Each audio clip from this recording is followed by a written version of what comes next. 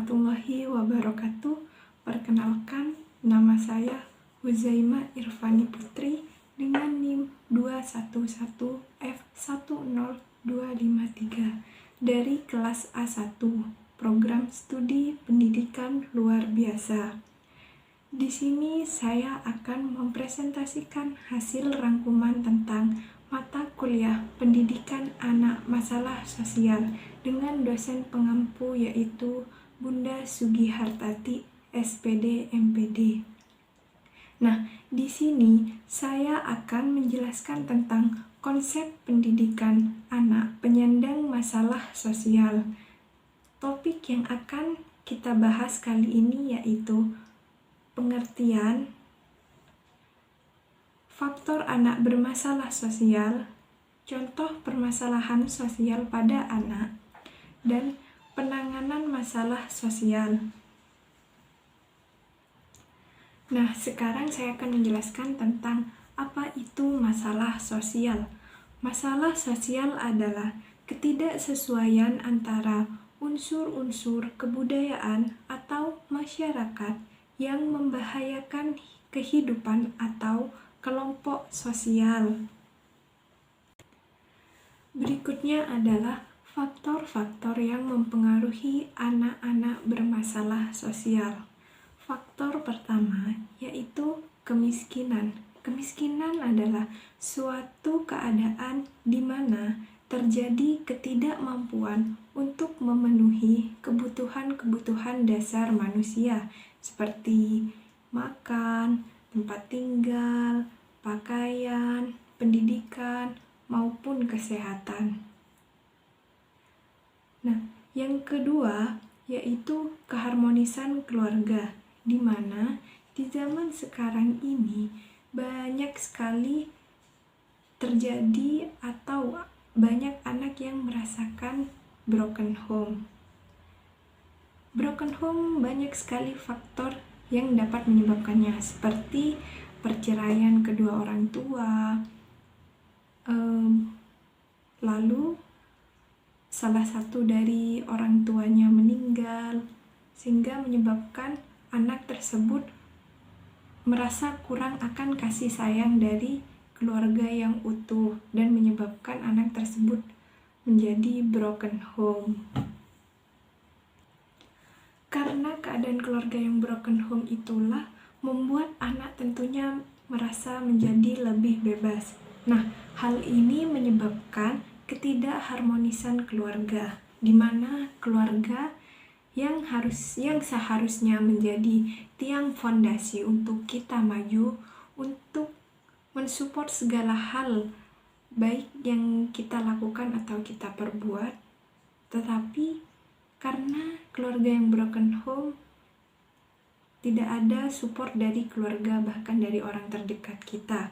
Lalu pada saat keadaan seperti itu, lantas siapakah yang akan mensupport kita, yang akan menuntun jalan kita ke depannya? Apakah diri kita sendiri ataukah dari orang lain? Nah, karena hal pertama dan perilaku pertama yang harus dicontoh itu berasal dari kedua orang tua atau bahkan dari orang-orang terdekat. Kalau fondasi utama dari anak-anak sudah tercerai-berai atau tidak ada, maka itu yang menyebabkan anak menjadi bebas dan berperilaku menyimpang, tidak sesuai dengan norma masyarakat atau norma sosial yang berlaku. Berikut adalah contoh-contoh permasalahan sosial pada anak jika faktor-faktor yang tadi saya sebutkan tidak terpenuhi. Yang pertama itu adalah gepeng, anak pemulung, dan anak jalanan. Yang kedua ada anak berpenyakitan khusus seperti TBC, kusta, dan lain sebagainya. Nah, yang ketiga itu ada anak PSK atau PSK anak, korban trafficking, dan juga kekerasan seksual. Nah, contoh-contoh permasalahan sosial pada anak Yang akan kita bahas untuk pertama kali yaitu adalah gepeng dan pengemis. Gepeng itu sendiri adalah kepanjangannya dari gelandangan dan pengemis, yang bisa disingkat menjadi gepeng. Menurut Peraturan Pemerintah Republik Indonesia Nomor 31 Tahun 1980 tentang penanggulangan gelandangan dan pengemis. Gelandangan adalah orang-orang yang hidup dalam keadaan tidak sesuai dengan norma kehidupan yang layak dengan masyarakat setempat. Sedangkan pengemis adalah orang-orang yang mendapatkan penghasilan dengan cara meminta-minta di muka umum dengan berbagai cara dan alasan untuk mendapat belas kasihan dari orang lain. Nah, jadi bisa disimpulkan jika gepeng ini adalah gelandangan yang tidak memiliki rumah, tetapi pengemis bisa saja masih memiliki rumah dan juga bisa tidak memiliki rumah. Nah, dua-duanya ini sama-sama mencari belas kasihan dari orang lain. Nah, selanjutnya ada juga anak jalanan. Nah, pengertian dari anak jalanan adalah anak yang menghabiskan sebagian besar waktunya untuk melakukan kegiatan kehidupan sehari-hari di jalanan, baik itu mencari nafkah, berkeliaran di jalan, atau bermain dengan teman-temannya, juga pergi ke tempat-tempat umum lainnya. Nah, mereka ini tidak betah di dalam rumah dan mereka hanya ingin berada di jalan dan tidak berada di dalam suatu ruangan. Biasanya anak jalanan ini mempunyai ciri-ciri dari usia 5-18 tahun. Nah, mereka biasanya hanya ingin bermain dan juga mereka ingin mencari jati diri mereka. Memang pada usia anak 5-18 tahun adalah usia rentan, usia di mana anak-anak sudah beralih untuk beranjak ke masa remaja, di mana pada usia remaja anak-anak sudah mulai mencari atau mencoba hal-hal yang baru untuk mencari jati dirinya, tetapi terkadang mereka salah jalan atau mereka salah dalam pergaulan mereka sendiri, sehingga menyebabkan anak-anak tersebut memiliki atau termasuk dalam anak-anak yang bermasalah sosial. Selanjutnya, bagaimana sih kriteria dari gepeng dan pengemis atau anak jalanan? Nah, kriteria dari gepeng yaitu biasanya mereka tidak memiliki KTP. Yang kedua, tidak memiliki tempat tinggal yang tetap atau mereka bisa dibilang nomaden, hidupnya berpindah-pindah. Nah, yang ketiga pastinya tanpa penghasilan yang tetap juga, dan juga tanpa memiliki rencana untuk tidak memiliki rencana hidup untuk kedepannya atau untuk bagaimana sih kehidupan yang akan dijalaninya untuk kedepannya. Terkadang banyak juga gelandangan seperti mereka itu memilih untuk tinggal atau tidur di depan toko, di kolong jembatan, ataupun di tempat-tempat umum lainnya. Nah, mereka itu adalah contoh-contoh gelandangan, di mana mereka tidak memiliki tempat tinggal yang tetap atau menetap. Nah, selanjutnya adalah kriteria dari pengemis. Biasanya, pengemis itu mata pencahariannya tergantung dari belas kasihan atau pemberian orang lain. Pakaiannya itu juga terlihat kumuh, bahkan ada yang robek-robek atau compang-camping, dan juga adalah mereka itu selalu meminta-minta di tempat umum dengan melakukan berbagai hal atau berbagai cara. Terkadang ada juga mereka yang memanfaatkan belas kasihan orang lain itu dengan menipu orang yang berada di sekitarnya. Pengemis itu terkadang dengan menyamar, berpura-pura sakit, berpura-pura pincang, bahkan ada yang sampai tega meminjam anak atau bayi dari temannya atau pengemis lainnya untuk dijadikan bahan atau media untuk dia mengemis agar orang merasa kasihan, agar orang merasa bahwa orang ini sangat memprihatinkan keadaannya dan membutuhkan pertolongan. Berikutnya kita akan masuk pada penanganan atau solusi dari masalah sosial tersebut. Nah, apa sih penanganan atau solusi yang tepat untuk menangani masalah sosial tersebut? Menurut saya, masalah sosial seperti itu dapat kita atasi dengan cara mengayomi, lalu memberikan perlindungan yang layak kepada mereka, serta memberikan tempat bernaung seperti tempat tinggal atau tempat pengungsian atau tempat tinggal sementara, atau mungkin bisa juga dengan membawa mereka ke tempat dinas sosial, karena biasanya di tempat dinas sosial itu disediakan asrama atau tempat untuk menampung orang-orang yang tidak memiliki tempat tinggal atau yang hidupnya di jalanan. Dan tentunya yang sangat penting yaitu memberikan edukasi atau pendidikan kepada mereka, tentunya agar mereka tidak lagi bekerja sebagai gelandangan, pengemis, maupun hidup sebagai anak jalanan.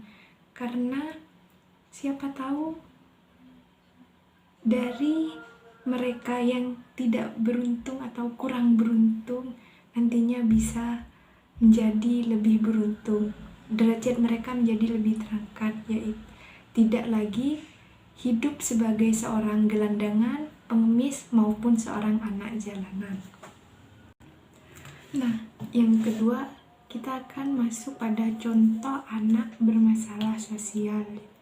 Yang kedua yaitu anak berpenyakitan khusus seperti TBC, kusta, dan lain sebagainya. Kali ini kita akan membahas tentang TBC dulu, terlebih dahulu. Apa sih pengertian dari TBC itu dan singkatan dari apa sih TBC itu? Nah, jadi TBC merupakan singkatan dari tuberkulosis, yang mana penyakit ini adalah penyakit menular terbesar di dunia setelah HIV. Nah, penyakit ini disebabkan karena adanya basil dari bakteri Mycobacterium tuberculosa. Nah, penyakit ini dapat menyerang bagian tubuh manapun, tetapi hal yang paling umum atau sering adalah TBC ini sangat sering menyerang organ paru-paru kita. Selanjutnya kita akan membahas gejala-gejala dari penyakit TBC yang perlu diwaspadai oleh kita. Gejala-gejala awal yang terjadi bisa saja seperti batuk, bersin. Nah, batuknya itu bisa berdahak ataupun tidak berdahak. Nah, TBC ini juga identik dengan batuk berdarah ataupun kita merasa sesak pada saat kita batuk ataupun bernafas. Nah, ciri-ciri spesifik dari kita mengidap atau terkena penyakit TBC yaitu karena batuk. Nah, batuknya ini bukan batuk yang hanya beberapa hari saja atau seminggu sudah sembuh. Nah, batuk dari gejala batuk dari penyakit TBC ini berlangsung selama lebih dari 6 bulan. Nah, jika kita mengalami batuk yang tidak sembuh-sembuh atau tidak kunjung hilang selama 6 bulan, maka itu kita harus waspada dan segera memeriksakan lebih lanjut ke tempat atau pelayanan kesehatan yang berada di sekitar tempat tinggal kita. Nah, agar kita mengetahui sebenarnya apa sih atau penyakit apa yang kita idap atau penyakit apa yang kita miliki, kok sampai batuknya tidak sembuh-sembuh sampai 6 bulan. Nah, itu yang perlu kita waspadai, kita terkena penyakit TBC. Bahkan kita harus juga mewaspadai apabila batuk kita juga bercampur dengan darah atau atau bisa disebut dengan batuk darah. Nah, itu tidak boleh kita anggap sepele. Kita juga harus membawa diri kita untuk periksa ke dokter agar kita tahu dan tidak mendiagnosa atau mengira-ngira sendiri apa sih sebenarnya sakit yang diderita oleh kita. Karena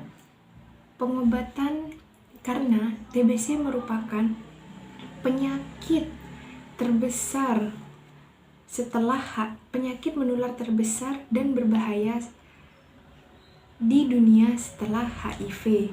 Oleh karena itu kita harus waspada terhadap kesehatan diri kita dan orang di sekitar kita agar kita tidak menularkan penyakit yang kita derita kepada orang lain. Nah, selanjutnya kita akan membahas tentang penyebab dari penyakit TBC. Apa aja sih penyebab dari penyakit TBC? Yang pertama penyebabnya yaitu perokok aktif. Nah, orang-orang yang sangat gemar atau kecanduan merokok dapat atau sangat rentan besar kemungkinan dapat terkena penyakit TBC. Yang kedua yaitu sering atau kecanduan mengkonsumsi alkohol.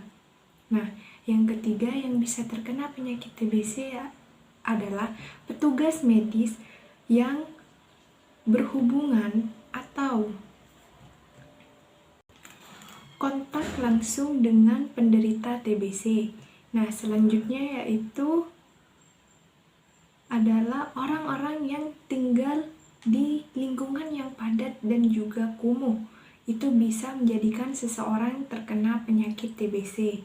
Nah, selanjutnya bisa juga penderita penyakit ginjal stadium akhir dan juga seseorang yang memiliki sistem kekebalan tubuh atau memiliki imunitas yang lemah seperti penderita AIDS, kanker, diabetes. Nah, ini sangat rentan sekali atau bisa saja terkena TBC. Selain itu, TBC juga bisa menyerang pada anak-anak dan lansia. Mengapa begitu? Karena anak-anak dan lansia sangat rentan sekali, di mana anak-anak di usia mudanya, di usia masih kecil, sangat rentan terkena berbagai penyakit, dan lansia sama halnya dengan anak-anak. Lansia ibarat seperti mereka kembali seperti anak-anak lagi. Jadi, sistem kekebalan tubuh atau imunitas dari seorang lansia terjadi penurunan. Itulah yang menyebabkan anak-anak dan lansia dapat terkena penyakit tuberkulosis atau TBC. Nah, selanjutnya, kurangnya asupan makanan yang bergizi juga dapat menyebabkan seseorang terkena penyakit TBC. Lalu setelah itu, para pengkonsumsi atau para orang-orang yang kecanduan menggunakan obat-obatan terlarang narkotika, psikotropika, dan lain sebagainya, itu juga bisa menjadi salah satu penyebab mereka terkena atau mengidap penyakit TBC. Nah, selanjutnya kita akan membahas tentang penyakit kusta atau lepra. Nah, penyakit kusta atau lepra adalah penyakit infeksi bakteri kronis yang menyerang jaringan kulit saraf tepi dan saluran pernafasan. Kusta atau lepra dikenal juga dengan nama penyakit Hansen atau morbus Hansen. Kusta atau lepra dapat ditandai dengan lemah atau mati rasa di tungkai dan kaki, kemudian diikuti dengan timbulnya lesi atau luka pada kulit. Nah, penyakit yang disebabkan oleh infeksi bakteri ini dapat menyebar melalui percikan ludah atau dahak yang keluar saat penderitanya batuk maupun bersin. Nah, angka kejadian kusta di Indonesia termasuk yang tertinggi. Berdasarkan data WHO tahun 2020, jumlah kasus kusta di Indonesia menduduki peringkat ketiga terbesar di dunia, yaitu sebanyak 8%. Selain itu, terdapat sebanyak 9,14% dari total kasus baru kusta terjadi pada anak-anak. Kusta umumnya dapat ditangani dan jarang menyebabkan kematian. Namun, penyakit ini beresiko menyebabkan cacat pada penderitanya. Akibatnya, penderita kusta beresiko mengalami diskriminasi yang dapat berdampak pada kondisi psikologisnya. Nah, apa sih penyebab kusta? Kusta atau lepra disebabkan oleh infeksi bakteri Mycobacterium leprae. Nah, bakteri ini dapat menular dari satu orang ke orang lainnya melalui percikan cairan dari saluran pernafasan atau droplet, yaitu ludah atau dahak yang keluar saat batuk maupun bersin. Seseorang mungkin dapat tertular kusta jika terkena percikan dari ludah atau dahak penderitanya secara terus-menerus dalam waktu yang lama. Nah, bisa dibilang bakteri penyebab kusta atau lepra ini tidak dapat menular kepada orang lain dengan mudah. Nah, selain itu, bakteri ini juga membutuhkan waktu lama untuk berkembang biak di dalam tubuh penderitanya. Nah, dalam hal ini perlu dicatat atau perlu kita garis bawahi bahwa kusta dapat menular jika terjadi kontak dalam waktu yang lama. Namun, kusta tidak akan menular hanya karena bersalaman, duduk bersama, ataupun berhubungan seksual dengan penderita kusta.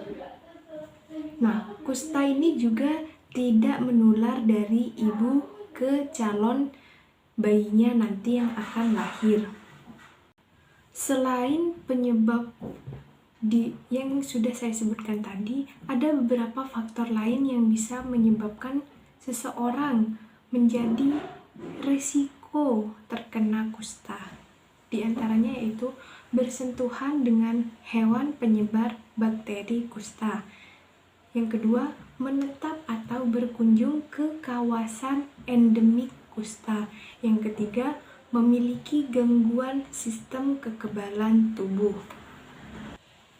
Apa saja sih gejala yang dapat kita lihat pada penderita kusta? Nah, gejala kusta pada awalnya tidak tampak jelas dan biasanya berkembang secara perlahan. Bahkan, dalam beberapa kasus, gejala kusta baru bisa terlihat setelah bakteri kusta berkembang biak dalam tubuh penderita selama 20 tahun atau lebih. Nah, beberapa gejala kusta yang dapat dirasakan penderitanya yaitu kulit menjadi mati rasa, termasuk kehilangan kemampuan untuk merasakan sentuhan, suhu, tekanan, atau bahkan merasakan rasa nyeri ataupun sakit. Yang kedua adalah kulit tidak berkeringat. Yang ketiga, kulit terasa kaku dan kering. Nah, yang keempat, luka yang tidak terasa nyeri ataupun sakit di telapak kaki. Yang selanjutnya adalah bengkak atau benjolan di wajah dan telinga. Yang selanjutnya yaitu bercak yang tampak pucat dan berwarna lebih terang daripada kulit di sekitarnya. Nah, apabila Anda merasakan atau mengalami gejala-gejala kusta seperti yang sudah saya sebutkan tadi, nah segera periksakan diri Anda ke dokter. Konsultasikan pula dengan dokter jika memiliki faktor yang meningkatkan resiko terkena kusta.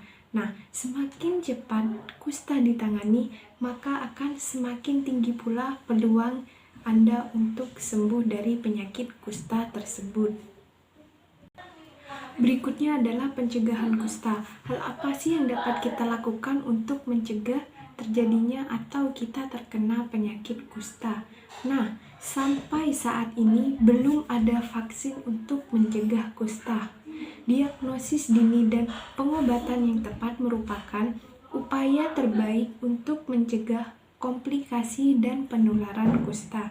Nah, selain itu, menghindari kontak dengan hewan pembawa bakteri kusta juga penting untuk mencegah kita terkena penyakit kusta.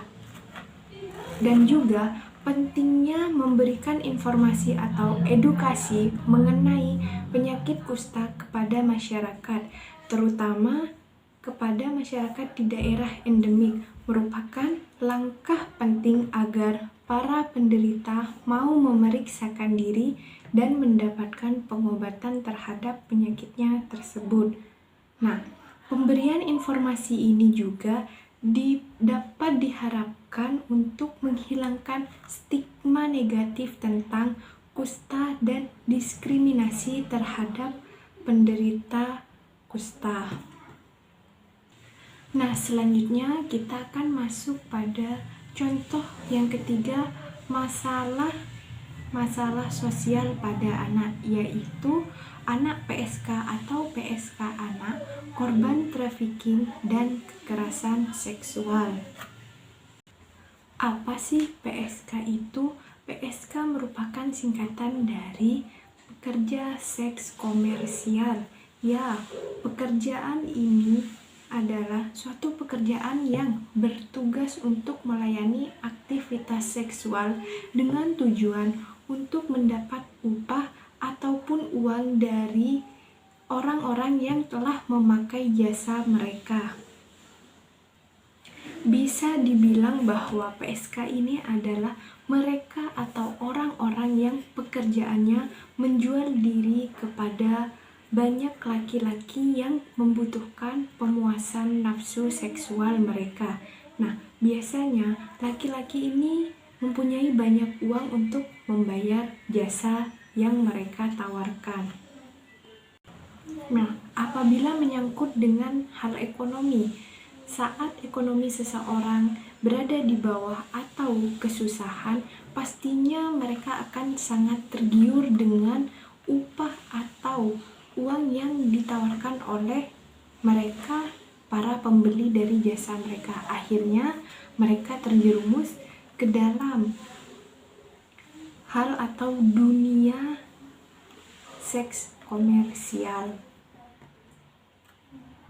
Nah, bisa juga penyebab mereka menjadi seorang PSK adalah karena pengaruh gaya hidup yang modern membuat seseorang menjadi terjerumus atau tergiur untuk menjadi seorang pekerja seks komersial karena untuk memenuhi kebutuhan gaya hidup mewah mereka yang berbanding terbalik dengan keadaan mereka aslinya, di mana keadaan ekonomi mereka yang berada atau menengah ke bawah. Nah, Ada beberapa faktor yang menyebabkan perempuan menjadi pekerja seks komersial atau menjadi seorang PSK. Yang pertama, orang setempat atau orang di tempat tinggal sekitar orang tersebut banyak yang menjadi PSK yang sukses. Nah, sehingga dia juga ikut terpengaruh oleh orang yang berada di lingkungan sekitar tempat tinggalnya tersebut. Berikutnya adalah ketidakefektifan pendidikan dalam meningkatkan status sosial ekonomi. Sebagian besar orang memandang pendidikan sebagai alat untuk meningkatkan status sosial ekonomi dan kualitas kehidupan. Oleh karena itu, orang tua rela mengeluarkan uang banyak untuk menyekolahkan anaknya. Namun, karena keterbatasan lapangan pekerjaan setelah lulus pendidikan belasan tahun, banyak anak yang tidak mendapatkan pekerjaan. Nah, di lain pihak, perempuan muda yang menjadi pelacur ketika lulus dari SD 2 atau 3 tahun berikutnya dapat membangun sebuah rumah dan menikmati gaya hidup mewah. Dalam beberapa kasus, dapat dimengerti bahwa pilihan pada komunitas tertentu dianggap sebagai pilihan rasional. Jika dilihat dari sisi psikologis, beberapa faktor psikologis yang merupakan penyebab perempuan menjadi seorang PSK adalah kehidupan seksual yang abnormal. Misalnya, dia mengidap hiperseksual dan sadis. Yang kedua, kepribadiannya yang lemah, misalnya cepat meniru. Yang ketiga adalah moralitas rendah dan kurang berkembang. Misalnya, kurang dapat membedakan antara mana yang baik, mana yang buruk, mana yang benar dan salah, boleh dan tidak boleh dilakukan, dan hal-hal lainnya. Yang keempat adalah mudah terpengaruh. Nah, yang kelima, memiliki motif kemewahan, yaitu menjadikan kemewahan sebagai tujuan utamanya. Masalah ekonomi memang bukan hal baru yang dipandang sebagai salah satu faktor penyebab seseorang atau seorang perempuan menjadi pelacur.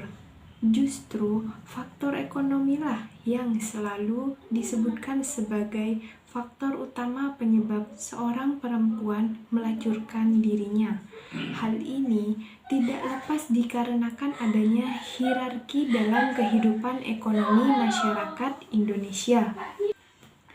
Adanya penumpukan kekayaan pada kalangan atas dan terjadi kemiskinan pada golongan bawah memudahkan para lokalisasi mencari wanita-wanita PSK dari kelas bawah. Berikutnya adalah korban trafficking. Perdagangan orang merupakan salah satu bentuk perlakuan terburuk dari pelanggaran harkat dan martabat manusia. Tindak pidana perdagangan orang, khususnya perempuan dan anak-anak, telah meluas dalam bentuk jaringan kejahatan, baik terorganisasi maupun tidak terorganisasi. Tindak pidana perdagangan orang bahkan melibatkan tidak hanya perorangan, tetapi juga korporasi dan penyelenggaraan negara yang menyalahgunakan wewenang dan kekuasaannya. Jaringan pelaku tindak pidana perdagangan orang memiliki jangkauan operasi tidak hanya antar wilayah dalam negeri, tetapi juga antar negara. Praktik perdagangan orang tersebut menjadi ancaman serius terhadap masyarakat, bangsa, dan negara, serta terhadap norma-norma kehidupan yang dilandasi penghormatan terhadap hak asasi manusia. Tidak ada negara yang kebal terhadap trafficking setiap tahunnya. Perempuan dan anak yang diperdagangkan secara internasional diperjualbelikan untuk eksploitasi seksual. Ya, perempuan dan anak adalah kelompok orang yang paling banyak menjadi korban tindak pidana trafficking.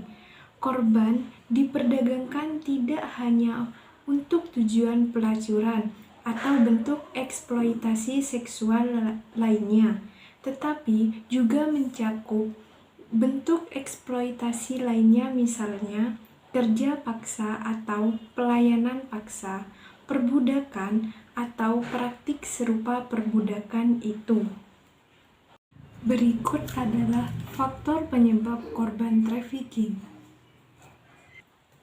Pertama adalah faktor ekonomi, yang kedua pola hidup konsumtif, yang ketiga minimnya pemahaman nilai agama, yang keempat tidak memiliki pendidikan. Nah, selanjutnya kita akan membahas tentang karakteristik korban trafficking. Karakteristik korban trafficking yaitu adanya rekrutmen, adanya gerak pindah, adanya serah terima, jeratan lilitan hutang, pengekangan kebebasan, dan juga penindasan. Selanjutnya kita akan membahas tentang kekerasan seksual.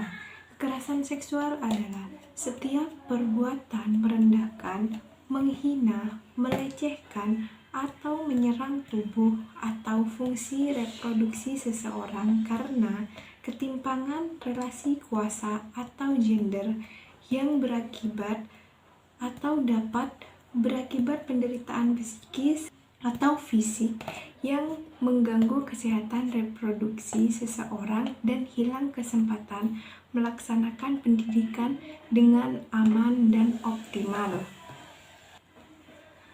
Berdasarkan jenisnya, kekerasan seksual dapat digolongkan menjadi kekerasan seksual yang dilakukan secara verbal, non-fisik, fisik, dan daring atau melalui teknologi informasi dan komunikasi.